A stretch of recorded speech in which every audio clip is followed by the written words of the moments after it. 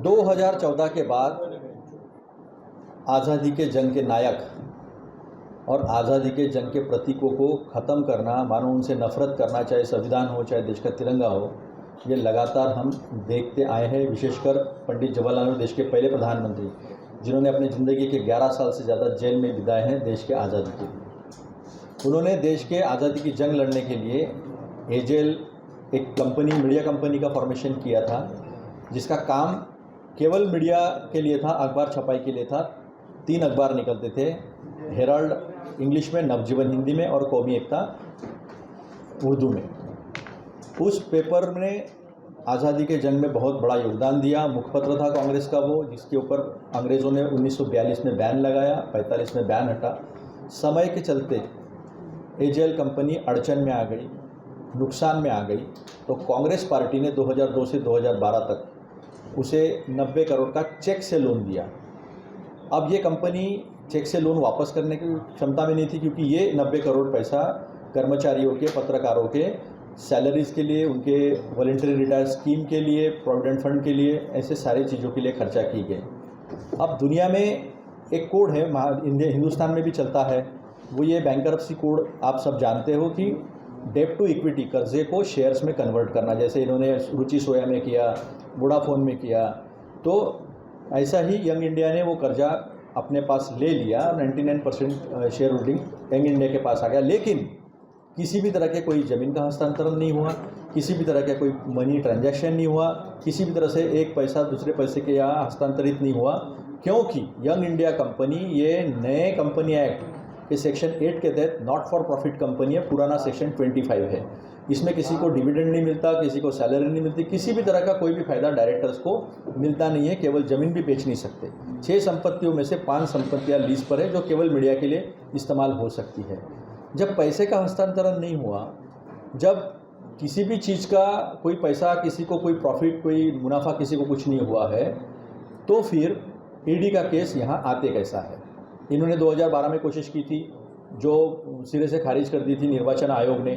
उसके बाद 2015 में तब के ईडी के निदेशक जो है कटोच, उन्होंने इस केस को भी बंद कर दिया था। फिर से सुब्रमण्यम स्वामी आए, 2020 में केस डाली गई। जैसा जैसा इनको डर लगते गया, वैसा वैसा ये केस करते गए। 2023 में इन्होंने इसके ऊपर कुड़की लाई थी। जैसे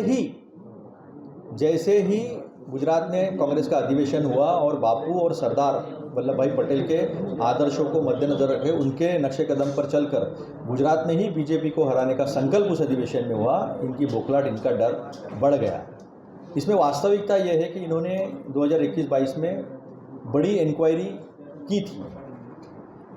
अपने स्वास्थ्य से जूझ रहे सोनिया जी को उनकी बड़ी उम्र में 55 घंटे से ज़्यादा तक के समय ईडी ऑफिस में बुलाकर टॉर्चर किया गया। उसी तरह राहुल गांधी जी को भी टॉर्चर किया, लेकिन एक सभ्य नागरिक की तरह, कानून का सम्मान करने वाले नेताओं के नागरिक की तरह उन्होंने इस इंक्वायरी को फेस किया।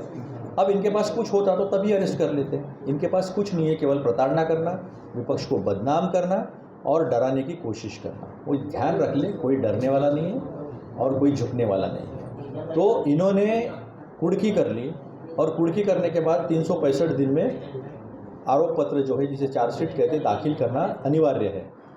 365वें दिन में ये काम किया जाता है। 365वें दिन में अगर वो नहीं होता 365वें दिन में चार्जशीट, तो वो केस खारिज हो जाती, समरी हो जाती वो केस की। इसलिए उन्होंने वो 365वें दिन में चार्जशीट दाखिल की। आज तक 9 अप्रैल से लेकर 22 अप्रैल हम बैठे हैं, आज तक ये चार्जशीट किसी के पास उपलब्ध नहीं है। ना प्रेस के पास है, ना किसी बीजेपी के नेता ने बताया, ना हमें वो चार्जशीट दी गई है। तो ये बात स्पष्ट तरीके से दिखता है, this is nothing but a vendetta against Gandhi family. आपने देखा है, आज भी वो जवाहरलाल नेहरू जी से डरते हैं, जिन्होंने देश को खड़ा करने में, देश को लोकतंत्र देने में, देश के लोकतंत्र का फाउंडेशन मजबूत करने में योगदान दिया। दुनिया जिनको मानती है, उनके खिलाफ ये जहर उगलते रहते हैं। तो मेरे ख्याल से कोई डरने वाला नहीं है, कोई इनसे डरता भी नहीं है, कोई झुकने वाला भी नहीं है। हम फेस करेंगे, और जनता के सामने आपके माध्यम से मैं ये सच रख रहा हूँ, अदानी के ऊपर ईडी का केस क्यों नहीं। अदानी ने तो ओवर वैल्यूएशन किया, अंडर वैल्यूएशन किया, शेल कंपनीज़ का इस्तेमाल किया, बाहर से पैसा जहाँ का जो पैसा लूटा था कोयले के माध्यम से, पावर इक्विपमेंट के माध्यम से, राउंड ट्रिपिंग जो उन्होंने डायमंड का किया, उससे वो पैसा शेल कंपनी से लाकर अदानी के शेयर्स बढ़े थे।